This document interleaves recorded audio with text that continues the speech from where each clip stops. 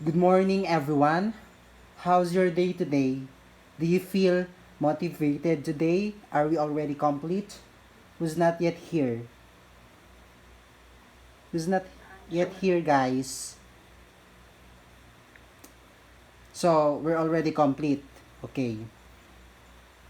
Before I discuss our topic today, do you have any questions or clarifications about what we have discussed last meeting? Do you have any questions, guys? Ma'am, sir. Okay, thank you. So, our topic today is all about Ecological Solid Waste Management Act of 2000, Republic Act 9003.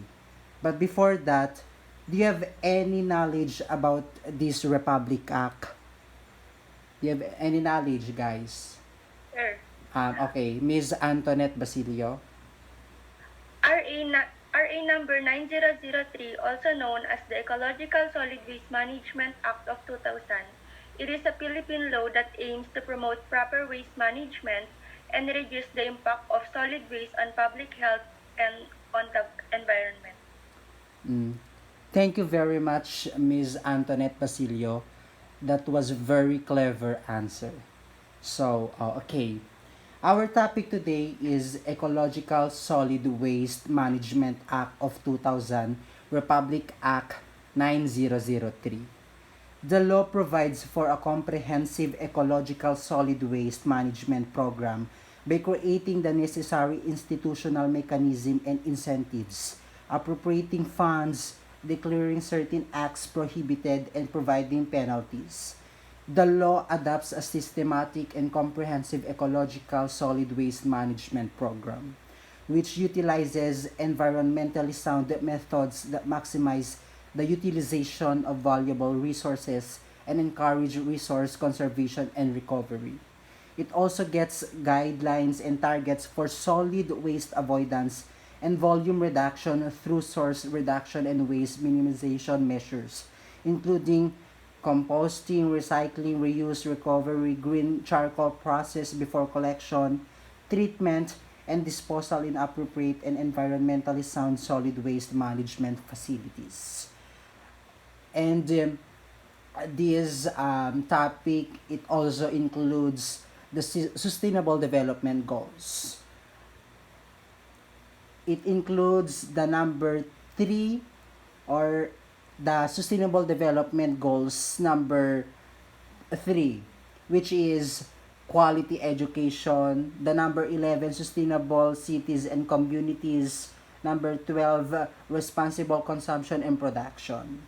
The Ecological Solid Waste Management Act of 2000 or Republic Act 9003 is meant to protect public health and the environment while promoting resource conservation and recovery and public cooperation and responsibility. However, a study by state think tank Philippine Institute for Development Studies discovered varying SWM implementation process at the local level, reflecting the need for the government to revisit its policies.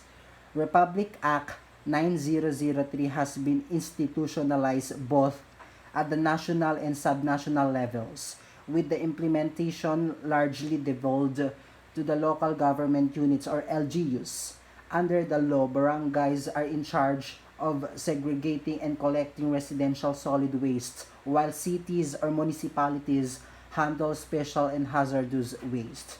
It also mandates the forced closure of existing open dump sites and the transition to sanitary landfills and requires the creation of SWM boards at each LGU to oversee the implementation of SW plans. However, despite the implementation of RA 9003 for more than 2 decades now, the country is still grappling with management issues.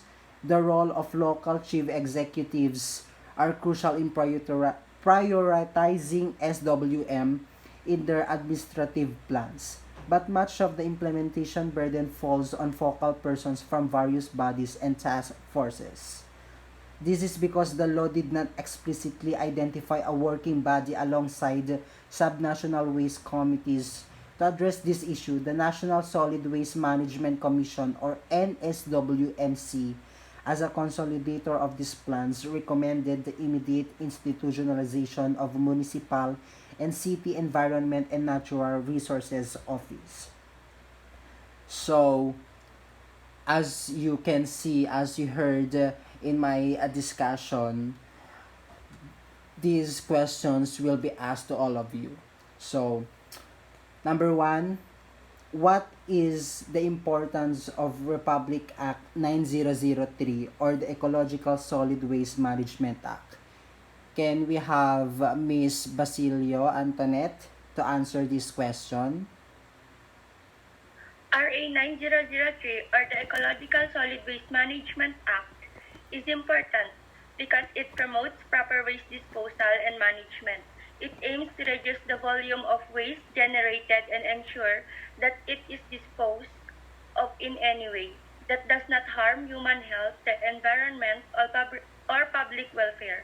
It also promotes recycling, composting, and other sustainable waste management practices. Thank you, Miss Basilio. So let's move on to the next question. What are the benefits for responsible waste management? Can we have Miss Kiara for this question? Yes, sir. The benefits of responsible waste management, it helps improve air and water quality as well as reduces greenhouse gas emissions. It, it helps in minimizing the extraction of resources along with reducing pollution and energy consumption, which is associated with manufacturing new materials. And also, waste management helps in keeping the environment very clean, conserves energy, helps in the reduction of air pollution. That's all. Thank you, Miss Kiara, for that wonderful answer. So for this question, this is for Miss Mario Regual. Now, this is my question for you. What are the benefits of waste management and why is it important to follow proper waste disposal? Proper waste removal helps improve air and water quality as well as reduce greenhouse gas emissions. It helps in minimizing the extraction of resources along with the reducing pollution and energy consumption which is associated with manufacturing new materials. Proper waste disposal and management can be done by applying the 3R: reduce, reuse, and recycle. Reducing means lightening the amount of trash or garbage produced. Reusing refers to using materials more than once, while recycling means creating new material or product out of trash or garbage. Thank you for that answer, Miss Regular. Regular, rather. Okay. This question is for Miss Princess Aquino. What is the purpose of waste management? Again, what is the purpose of waste management? Waste management is the process of collecting, transporting, processing, and disposing of waste in an environmentally safe and efficient manner. The, the main purpose of waste management is to reduce the negative impact of waste on human health and the environment. Proper waste management helps to prevent pollution, conserve natural resources, and reduce the risk of disease. It also helps to promote sustainability by ensuring that resources are used to efficiently and that waste is properly disposed of or recycled. Thank you, Miss Princess Aquino. And for the last question, this is for Miss Roxanne Aquino. What is the importance of solid waste management to solve global warming? Solid waste management is important in solving global warming because it reduces the amount of greenhouse gas emissions produced from landfill sites and promotes the adoption of sustainable waste management practices. Okay. Thank you for that answer, Ms. Roxanne. So, in a nutshell, guys, The Ecological Solid Waste Management Act of 2000 or Republic Act 9003 is meant to protect public health and the environment while promoting resource conservation and recovery and public cooperation and responsibility.